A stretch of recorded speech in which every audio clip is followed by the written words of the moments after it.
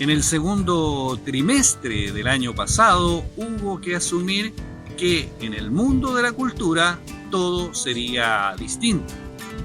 Los artistas que pudieron se reinventaron y las actividades online comenzaron a surgir tímidamente. En abril de 2020, las actividades vinculadas a la cultura comenzaron a hacerse de manera virtual, aunque todavía era posible visitar a los artistas en su taller. Seguí dibujando, seguí perfeccionando el dibujo en grafito, en carboncillo, y en mi adolescencia comencé a hacer cursos con un profesor en acuarela, ya acuarela profesional, y llegué hasta alrededor de los 18, 19 años pintando acuarela. Luego lo abandoné.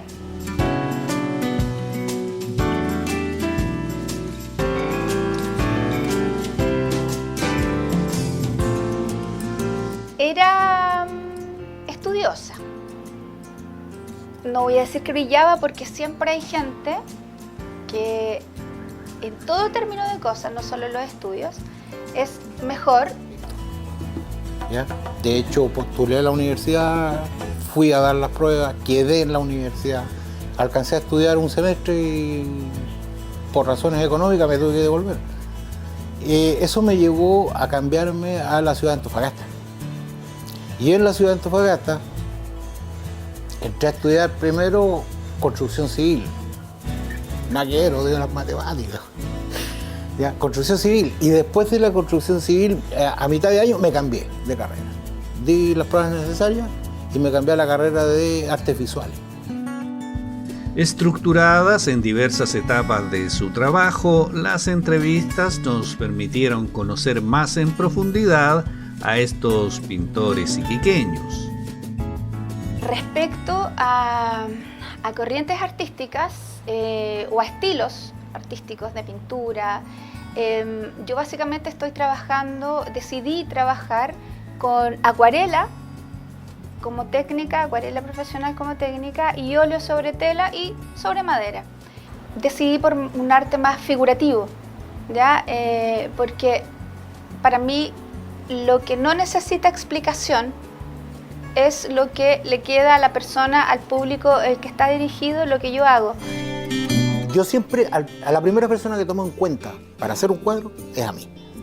O sea, a mí me tiene que gustar. Ahora, si después que yo lo hago, le gusta al resto de la gente, bien. ¿Ya? Ahora, afortunadamente, a la gente le gustó. ¿Ya? Y me seguí desarrollando durante un buen tiempo en esa misma línea y haciendo las cosas que me encantaban. Me conocí La Pampa poco menos que de memoria, no había pueblito en el que no había estado, buscando temas, recorrer la costa, buscando temas.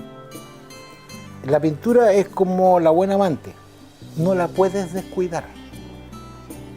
Tú dejas de pintar unos meses y cuando la quieres retomar, la pintura te pega a la desconocida. Resignados al confinamiento, en mayo de 2020 comenzamos a realizar estos reportajes a través de entrevistas online, como estas que nos permitieron acercarnos al Día del Libro. Cuenta la leyenda que el 23 de abril, grandes escritores decidieron, contra su voluntad, eso sí, despedirse de este mundo. Se murió Shakespeare, se murió Cervantes y se murió Garcilaso de la Vega. Por esta razón, los españoles decidieron recordar a estos verdaderos gigantes de la literatura en esta fecha. Por esta razón, también nació el Día del Libro. Sobre el arte de leer y ese placer silencioso y solitario. Yo creo que la lectura para lo que más sirve es para desarrollar la imaginación y para creer en mundos que son posibles. El Día del Libro este año en Tarapacá centró su quehacer en la escritora Iris Di Caro, que falleció semanas antes. Fue recordada por quienes la tuvieron como profesora en el colegio y por quienes han leído a los escritores locales. Señor Norte Grande, Iris Di Caro. Señor Norte Grande, Señor de desiertos inconmensurables, el de las raíces todas tan profundas, el de las planicies y ondas quebradas. Este año quiso el destino y la pandemia que el Día del Libro nos sirviera de excusa para revisar la literatura, para hacer muchas preguntas y la que encendió la hoguera. ¿Qué leer por estos días?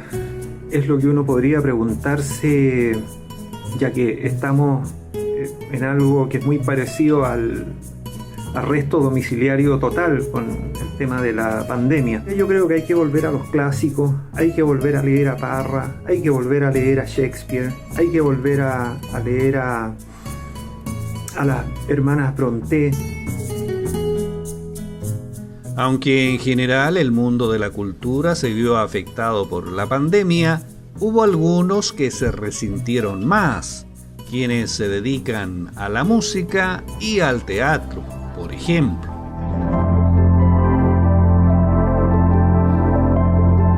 En eso estábamos, viendo crecer a las compañías locales, cada vez más activas y más profesionales, hasta que llegó la pandemia.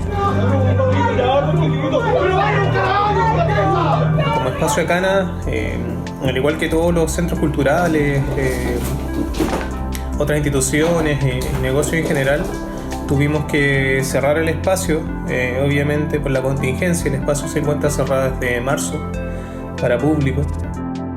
Obligados a cerrar sus espacios, a renunciar a sus proyectos para el primer semestre y quizá para todo el año, los artistas no habían alcanzado a recuperarse tras la crisis que detonó el 18 de octubre. Para nosotros ha sido bien difícil esta situación. Primero con el estallido social, después con la pandemia, después vino el toque de queda, estamos en la cuarentena. Obligados a competir por los recursos del Estado, muchos quedan fuera y librados a su suerte. Estamos más solos que nunca. Los artistas no viven de los proyectos, pero los proyectos ayudan a poder alimentar los ingresos mensuales que tenemos que tener junto con clases, talleres, charlas. A los artistas del teatro se sumaron también algunas celebraciones que se habían transformado en un ritual de todos los años, como el Día del Patrimonio.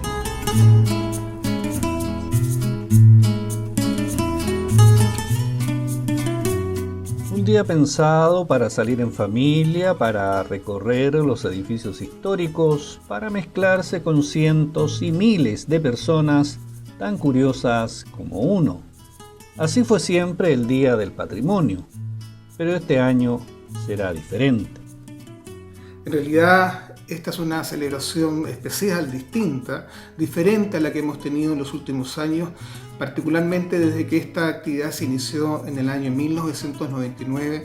Este año la pandemia nos obliga al confinamiento, nos impide recorrer las calles libremente y nos interpela a ser creativos. En primer lugar, hemos tenido una serie de reuniones virtuales con las distintas organizaciones y personas y actores de nuestra región que tradicionalmente han propuesto actividades para poder motivarlos y poder entregarles las herramientas.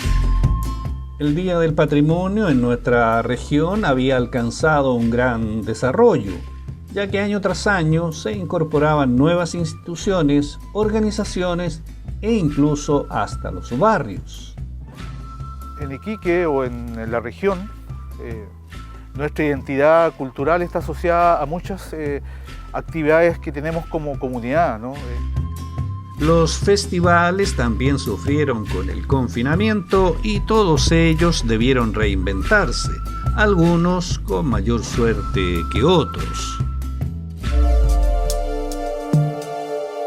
Año tras año, los iquiqueños nos hemos ido acostumbrando a espectáculos de real jerarquía, muchos de ellos en el marco de festivales consolidados y que han significado años de esfuerzos para sus organizadores. ¿Qué pasará el 2020?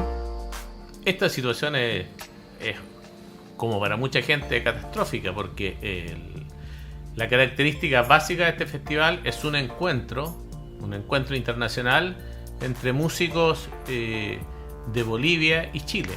Artistas y realizadores stand-by sin saber a qué atenerse, algunos en la más absoluta de las incertidumbres, otros, afortunadamente, con la certeza de que algo harán.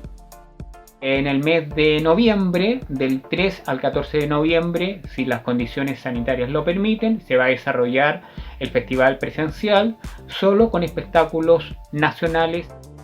Abraham Sangüesa esperaba, como todo el mundo, que la pandemia nos diera un respiro hacia fines de año, y ya sabemos lo que pasó.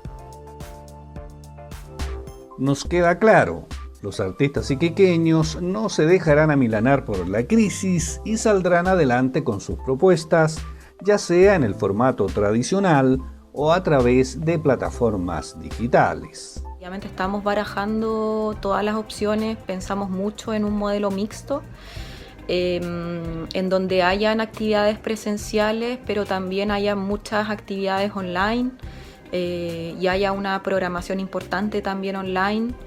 Y también nos parece importante el no concentrar todo en una sola semana. Y así fue, tanto el FINDAS como el FISIC planificaron un festival extendido, con más de un mes de presentaciones online.